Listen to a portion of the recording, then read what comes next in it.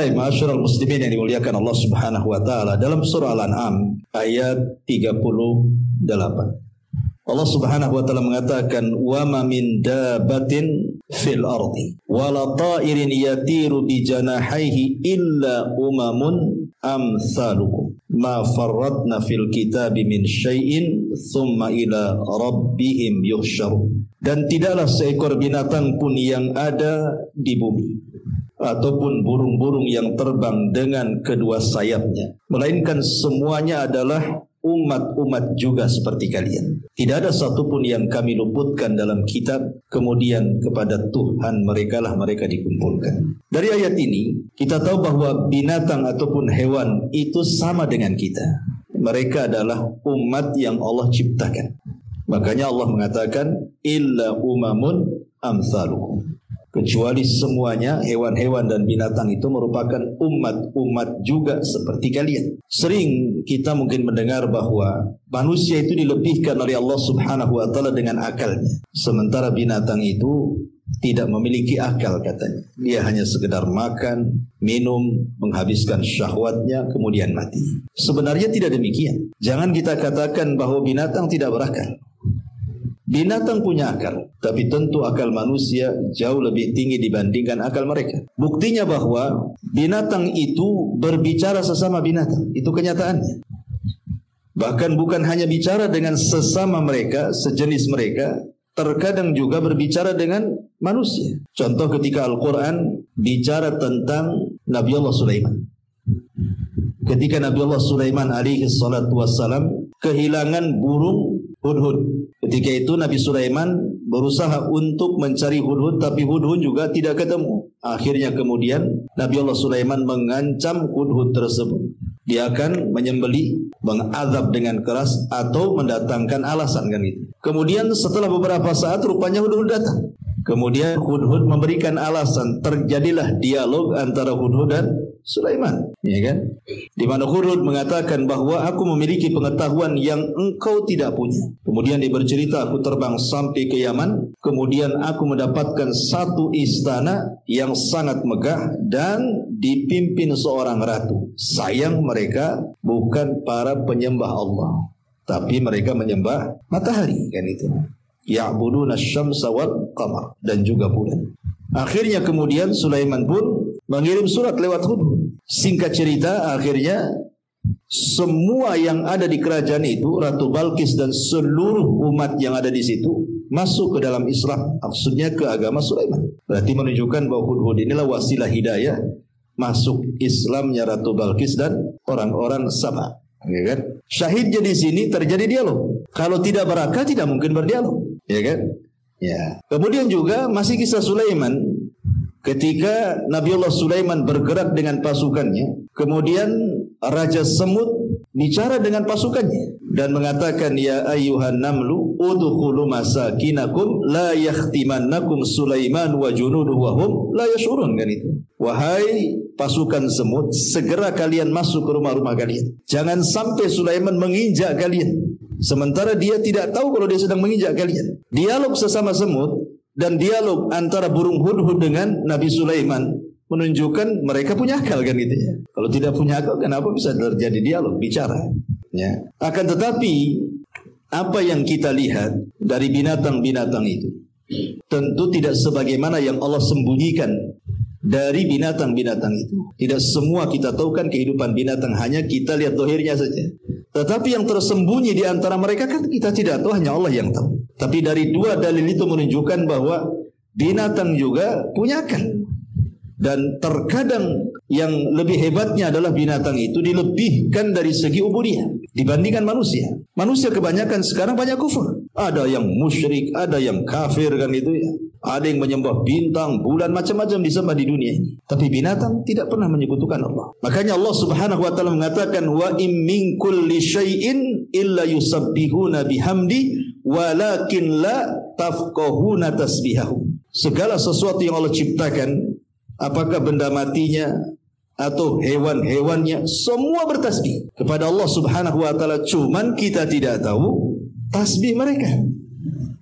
Kita tidak tahu tasbih mereka. Tapi Allah Subhanahu wa taala membahasakan illa yusabbihuna bihamdi.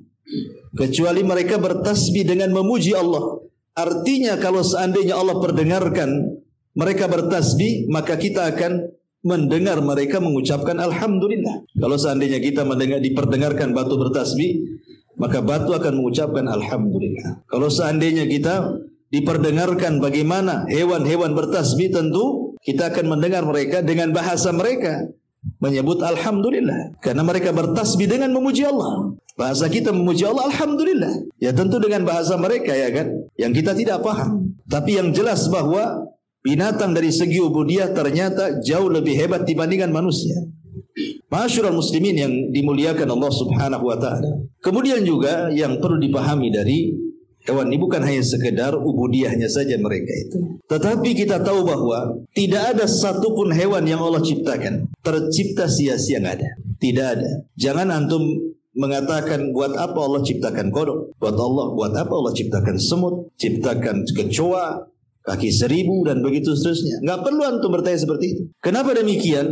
Karena tidak ada satupun ciptaan Allah Subhanahu wa taala itu yang sia-sia. Semua ada manfaatnya. Dan itu ditunjukkan di dalam sebuah ayat di dalam Al-Qur'anul Karim. Allah Subhanahu wa taala berfirman di sini bahwa tidak ada satupun ciptaan Allah yang sia-sia. Dalam surah Asy-Syura ayat 29, Allah mengatakan wa min ayatihi khalqus samawati wal ardi wa ma batha fihima min dabbah. Dan di antara tanda-tanda kuasa Allah, di antara tanda-tanda kuasa Allah Subhanahu wa taala adalah Allah menciptakan langit dan bumi serta menciptakan dabah, binatang-binatang. Jadi binatang-binatang yang Allah ciptakan itu adalah kuasa Allah. Tidak mungkin ketika Allah menunjukkan kekuasaannya main-main, mustahil. Ya, tidak mungkin Allah ketika menciptakan sebuah perkara yang itu menunjukkan kekuasaannya abath, tidak ada faedahnya. Tidak, ya. Ciptaan Allah Subhanahu wa taala itu semua ada hikmah di dalamnya, diketahui atau tidak, ada hikmah. Termasuk kenapa Allah menciptakan iblis, Fir'aun, Namrud, semua ada hikmahnya. Tidak ada satupun ciptaan Allah Subhanahu wa taala yang abath, yang main-main itu tidak ada. Ya. Ma'asyiral muslimin yang dimuliakan Allah Subhanahu wa taala, Allah Subhanahu wa taala terkadang memberikan penglihatan kepada binatang itu jauh lebih tajam dibandingkan penglihatan manusia. Jauh lebih hebat, lebih tajam dibandingkan manusia. Satu dunia sejak zaman dulu sampai sekarang tidak ada orang yang melihat malaikat kecuali memang orang-orang tertentu yang diperlihatkan, kan. Nabi ketika Isra Mi'raj, atau Nabi Adam ketika dia diperciptakan, ya kan. Tetapi kebanyakan manusia tidak sanggup melihat malaikat kecuali dalam bentuk tasyakul. Makanya malaikat menjelma sebagai manusia. Seperti hadis Umar bin Khattab radhiyallahu anhu, Jibril menjelma orang yang sangat putih bersih, rambutnya hitam, pakaiannya putih, ya nampak dalam bentuk ketika dia tasyakul, beralih rupa. Tapi dalam bentuk asli tidak ada yang tahu seperti apa bentuk malaikat. Kita hanya tahu sifat-sifatnya dari Nabi saja, bahwa malaikat itu bersayap dan Jibril itu punya 600 sayap. Dan Al-Quran menjelaskan bahwa malaikat bersayap. Ada yang 2, ada yang 4, ada yang banyak sekali. Ya. Tetapi perhatikan hadis Abu Hurairah radhiyallahu anhu. Nabi sallallahu alaihi wasallam bersabda dalam hadis yang dikeluarkan Bukhari dan Muslim itu, "Idza sami'tum siyahadiyaki fas'alullaha min fadli fa innaha ra'at malakan."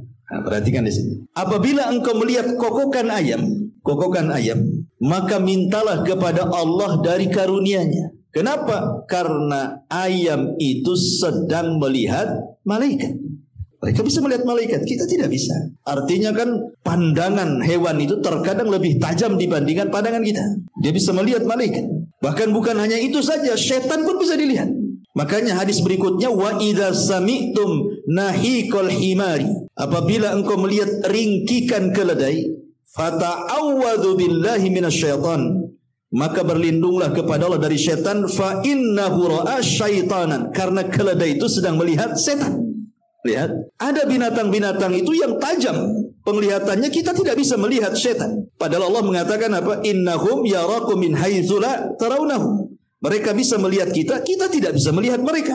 Tapi ada binatang yang mampu melihat mereka, melihat malaikat. Berdasarkan hadis Abu Hurairah radhiyallahu anhu di sini. Dalam riwayat, idza sami'tum nubahal kilab wa nahiqal humri bil laili fata'awwadhu billahi fa innahunna yarayanna ma la tarawna. Apabila kalian mendengar gonggongan anjing atau ringkikan keledai tengah malam, maka berlindunglah kepada Allah, karena anjing dan keledai itu sedang melihat sesuatu yang kalian tidak bisa melihatnya.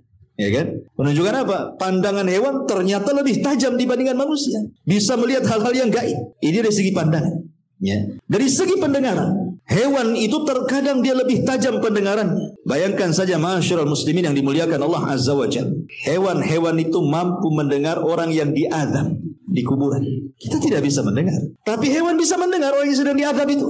Dan itu ditunjukkan dalam hadis Nabi SAW, ketika Nabi SAW mengatakan, innal abda idza wada'a fi qabrihi wa tawalla anhu ashab.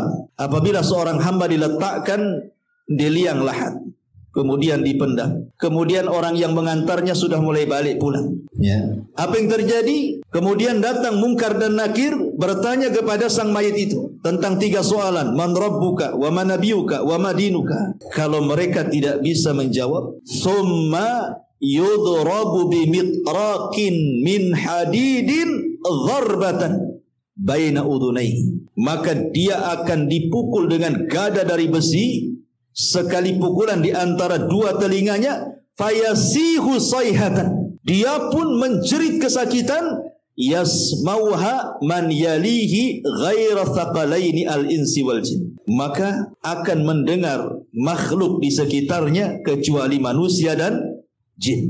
Siapa makhluk di sekitarnya? Dalam riwayat tasma'uhul bahaim, di mana bahaim itu binatang-binatang ternak mendengarnya. Kalimat bahaim itu artinya kambing, sapi, unta, itu disebut bahaim. Makanya Allah mengatakan bahimatul an'am. Hewan yang dikurbankan itu harus dari minal bahaim kan itu. Bahaim itu maksudnya kambing, sapi, unta. Nah, itu maksudnya bahaim. Dalam riwayat tasma'ul bahaim, atau bahaim itu artinya hewan-hewan. Jadi hewan-hewan itu bisa mendengar. Ya, orang yang sedang diadab di kuburan, manusia tidak bisa mendengar. Makanya dalam hadis yang disahihkan oleh Syekh Nasiruddin Albani rahimahullahu taala, yang dikeluarkan Imam Tabrani dari Ummu Bashir radhiyallahu anha, kata Nabi SAW, ista'idzu billahi min adzabil qabri innahum yu'adzabuna fi kuburihim adzaban tasma'uhul bahaim. Berlindunglah kepada Allah dari azab kubur, karena mereka diazab di kubur-kubur mereka dengan azab yang pedih yang hanya bisa didengar oleh bahaim, hewan-hewan saja. Menunjukkan bahwa pendengaran hewan itu luar biasa, ya kan? Dia punya ketajaman mendengar melebihi manusia, punya penglihatan yang jauh melebihi pandangan manusia, bahkan punya insting yang luar biasa, hewan-hewan itu, sehingga mereka mampu mendeteksi hal-hal yang bisa membahayakan kepada mereka. Nanti saya akan jawab dari pertanyaan itu. Tapi bertolak dari sini, ma'asyiral muslimin yang dimuliakan Allah Azza wa Jalla, apakah kemudian perilaku-perilaku binatang yang aneh yang kita saksikan di media, sebelum terjadi gempa, sebelum terjadi gunung meletus, sebelum terjadi tsunami, dan banyak keanehan-keanehan itu, ya, apakah itu satu, dia adalah tanda dari tanda-tanda kiamat? Maknanya kiamat sudah dekat. Satu, ini yang harus dijawab. Yang kedua, apakah dia hanya sekedar sinyal saja bahwa dengan perilaku binatang yang aneh yang tidak biasa itu menandakan akan terjadi musibah besar, gempa kah, tsunami kah, gunung meletus kah, dan begitu seterusnya, atau itu hanya tabiat biasa binatang? Pertama saya jawab, ya, apakah dia dari tanda-tanda kiamat? Maka kita katakan tidak ada satupun riwayat, baik Al-Quran, baik hadis Nabi SAW, bahwa perilaku-perilaku aneh binatang sebelum terjadi musibah itu satu di antara tanda-tanda kiamat. Tidak besar, tidak kecil. Maksudnya tidak masuk dalam tanda-tanda kiamat kecil, tidak juga masuk pada tanda-tanda kiamat besar, karena tidak ada. Contoh umpamanya sebelum terjadi tsunami banyak ikan, ya kan? Kan pernah terjadi itu, sebelum terjadi itu kan ikan banyak. Nggak ada biasa, kok tahu ikan banyak. Kemudian di Cina tiba-tiba kemudian kodok semua loncat ke jalan raya. Entah berapa ribu kodok di jalan raya. Setelah itu terjadi gempa. Ya. Atau di Wuhan, sebelum terjadi gempa di Cina itu kan harimau itu sampai menabrak-nabrakan kepalanya itu di pintu-pintu. Setelah itu terjadi gempa. Bahkan saya baca di artikel itu ketika sebelum terjadi tsunami, gajah-gajah itu di Sumatera sana itu berperilaku aneh. Seolah-olah tahu ada tanda seperti itu. Ya termasuk yang terbaru yang viral sekarang kan. Ya sebelum terjadi gempa di Turki ya. Semoga Allah melindungi mereka. Jadi terjadi aneh. Burung itu tiba-tiba dengan kawanannya berkumpul di satu tempat kemudian terbang memutar kan gitu. Dan banyak lagi. Terus di mana itu? Di Kango saya baca itu ketika sebelum terjadi tsunami mereka melepaskan kura-kura kecil. Kura-kura itu tidak mau masuk laut, balik lagi. Habis itu terjadi tsunami kan. Kan aneh perilaku seperti ini. Ada lagi kambing yang mutar-mutar 12 hari itu sudah mati semua. Kan gitu ya. Tapi itu katanya karena penyakit itu. Karena kan nggak terjadi apa-apa. Habis itu mati semua, ternyata dideteksi oleh pihak kesehatan itu penyakit gitu. Ya, penyakit kambing wallah alam. Tapi kan aneh sebab viral itu kambing putar-putar 12 hari habis itu mati coba. Nggak berhenti 24 jam, 12 hari. Tapi kan aneh itu kan bagi kita itu kan. Perilakunya kok aneh-aneh gitu.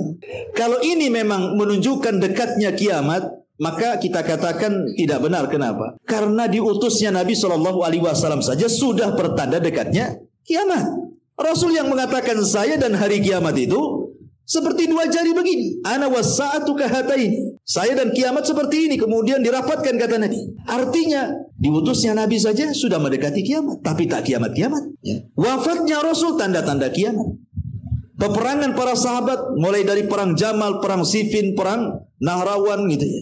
Tanda kiamat. Terbelahnya bulan tanda kiamat kan itu. Tapi tidak ada dalam hadis-hadis yang sahih tanda-tanda kiamat itu adanya perilaku binatang yang berbeda dengan kebiasaannya. Kalau itu adalah tanda dekatnya kiamat, sejak dulu juga banyak tanda-tanda yang menunjukkan dekatnya kiamat. Toh sampai hari ini juga gak kiamat-kiamat gitu maksudnya. Jadi kita katakan ini bukan tanda-tanda kiamat. Tidak masuk dalam tanda-tanda kiamat kecil. Tidak pula masuk dalam tanda-tanda kiamat besar. Karena tanda-tanda kiamat kan besar jelas. Dimulai dengan Imam Mahdi, kemudian muncul Dajjal, kemudian turun Isa bin Maryam, kemudian Ya'juj dan Ma'juj, kemudian matahari terbit dari arah barat, kemudian ada dukhan, kemudian setelah dukhan terbit matahari dari arah barat, kemudian setelah itu ada binatang yang melata, kemudian setelah itu terjadi gempa di arah timur, barat dan jazirah Arab, kemudian api yang menggiring manusia ke tempat kumpul mereka di Syam. Jelas tanda-tanda kiamat besar kan? Tidak ada di situ. Tanda-tanda kiamat kecil pun tidak masuk. Walaupun menjadikan kebingungan para ulama kan? Karena ini kan kejadian, ini kan akhir-akhir ini saja terjadi. Sebelum-sebelumnya kan nggak ada gitu ya. Sehingga menjadi pertanyaan gitu ya. Menjadi pembahasan para ulama juga.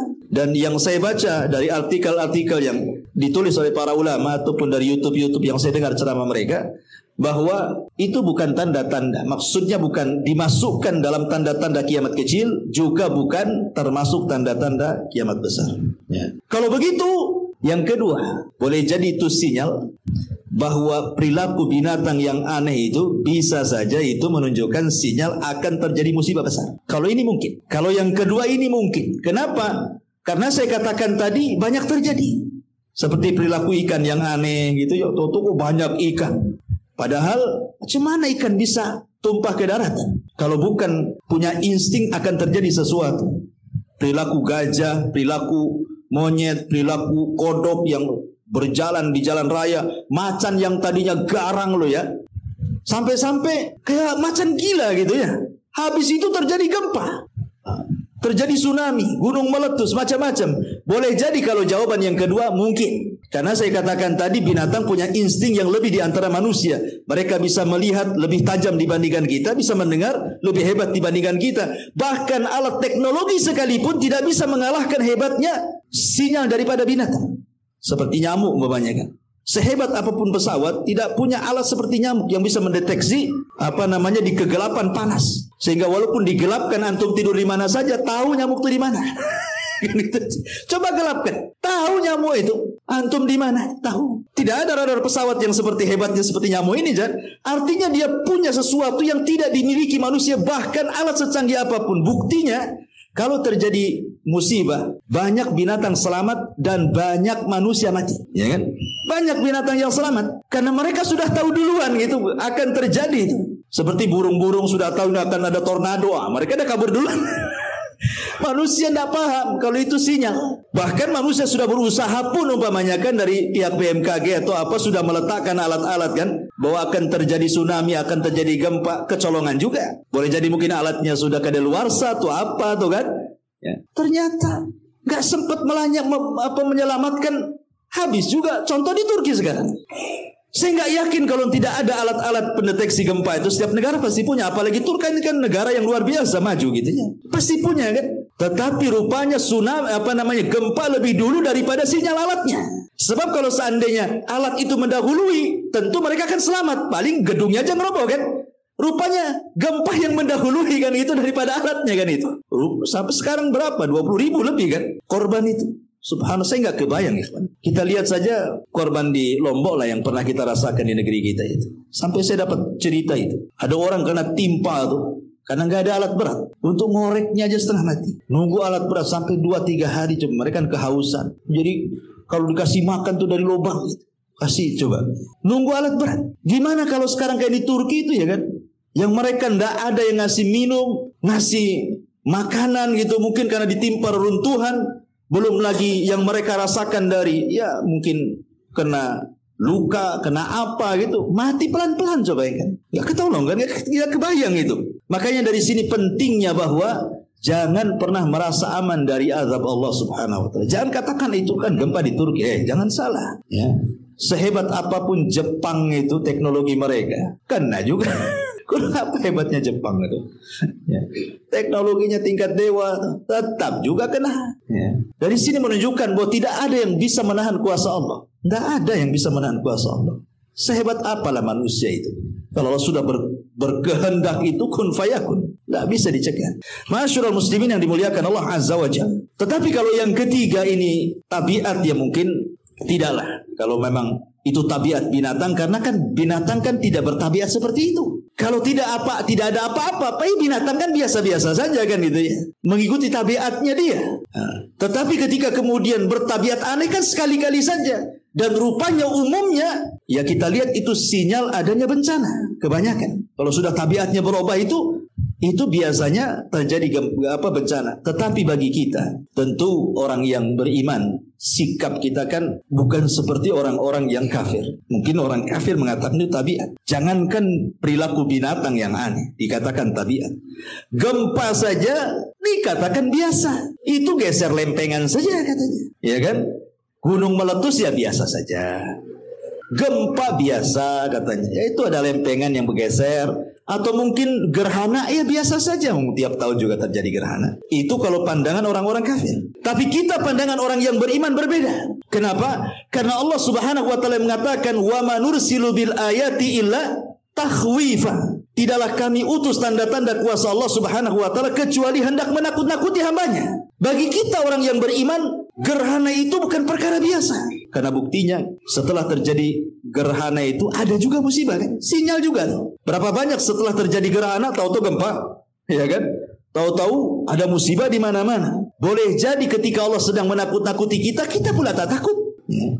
Artinya bagi seorang yang beriman itu kejadian-kejadian aneh ataupun terjadinya gempa, terjadinya tsunami, gunung meletus atau gerhana, bagi kita itu bukan persoalan biasa, bukan.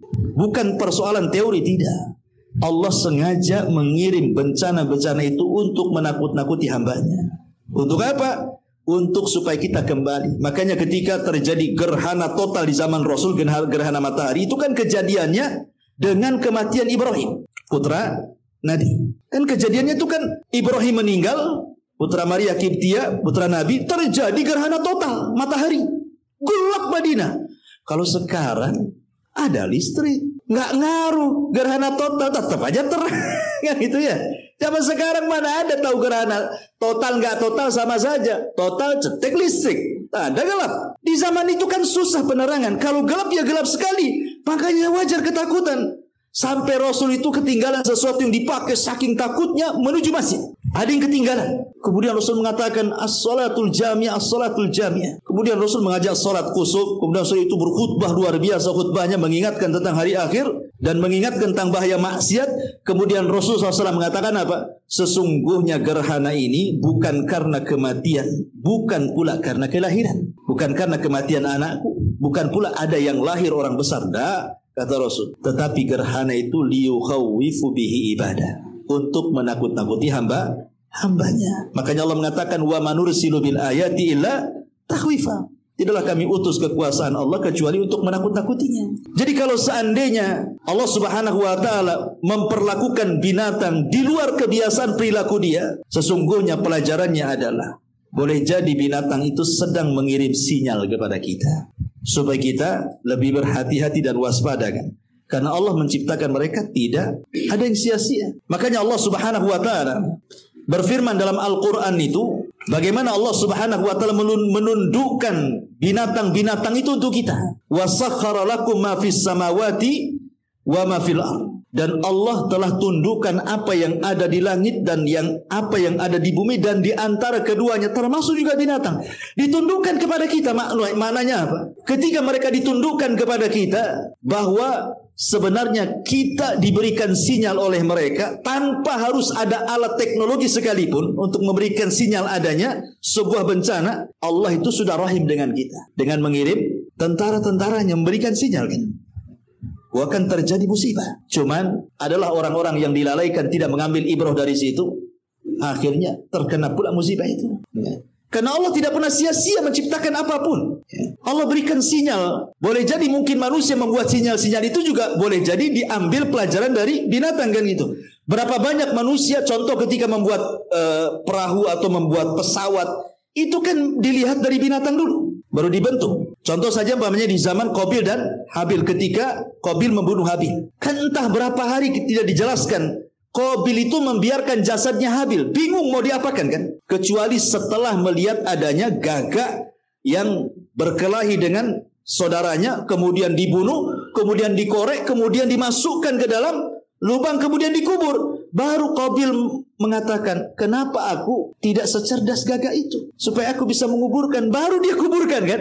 Artinya Qabil ketika menguburkan Habil itu karena dapat pelajaran dari gagak tadi kan. Banyak sekali pelajaran dari binatang itu. Makanya kalau kita lihat di dalam Al-Quran, kenapa Allah Subhanahu wa taala banyak menyebut binatang dalam Quran itu? Banyak sekali ya. Saya akan sebutkan ya, beberapanya di antaranya ya. Seperti Allah Subhanahu wa taala menyebutkan al-asad, singa.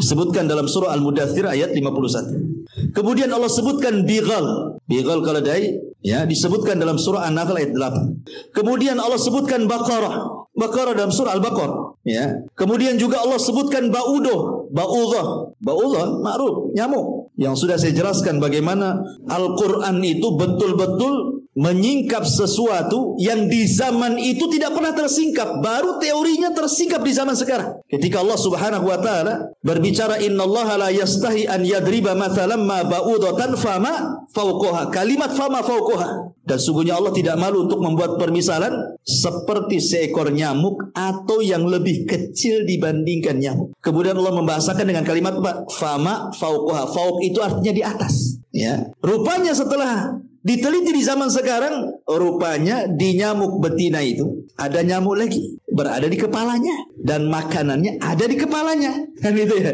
Dan itu hanya bisa dilihat oleh teknologi kan gitu ya, oleh mikroskop. Nah, baru nampak tuh. Rupanya di situ ada binatang lagi yang makanannya dari kepala nyamuk itu juga gitu ya. Zaman dulu kan orang-orang jahiliyah mentertawakan, apalah Muhammad ini mempermisalkan nyamuk. Allah mempermisalkan nyamuk, kemudian ada binatang lebih kecil daripada nyamuk. Rupanya Allah Subhanahu wa taala ketika berfirman seperti ini bukan main-main. Nah, sekarang sudah tersingkap semuanya. Ya. Kemudian juga Allah Subhanahu wa taala sebutkan jarad, belalang, yang ketika bercerita tentang azabnya kaum Fir'aun. Ya, dikirim belalang yang banyak, kodok, ya kan? Kemudian kutu, nah itu kan disebutkan juga dalam Quran ya. Kemudian unta, ya. Kemudian juga disebutkan al-hut, ikan dalam cerita Nabi Yunus, ya kan. Kemudian juga khail, kuda, ketika bercerita tentang Nabi Sulaiman memandang kuda-kudanya sampai dilupakan sholat. Akhirnya besoknya disembelih semua kudanya kan. Dan Allah ganti dengan angin karena dia meninggalkan sesuatu karena Allah Subhanahu wa taala. Kemudian Allah juga menyebutkan hinzir, babi, ketika Allah haramkan binatang-binatang yang menjijikan seperti babi. Kemudian dzubab, lalat, Allah juga sebutkan bagaimana ketika Allah menyindir berhala-berhala itu mereka lemah. Kemudian Allah mengatakan lan yakhluqa dzubab. Saking lemahnya berhala itu tidak sanggup menciptakan seekor lalat. Padahal lalat itu kan binatang yang kita hinakan. hidup di kotoran-kotoran. Ya. Kemudian juga Allah menyebut kalimat difdah, kodok, ya kan? Kemudian menyebut al-ijl. Ijl itu patung anak sapi yang kecil itu disebut al-ijl. Makanya Samiri membuat patung anak sapi. Ya.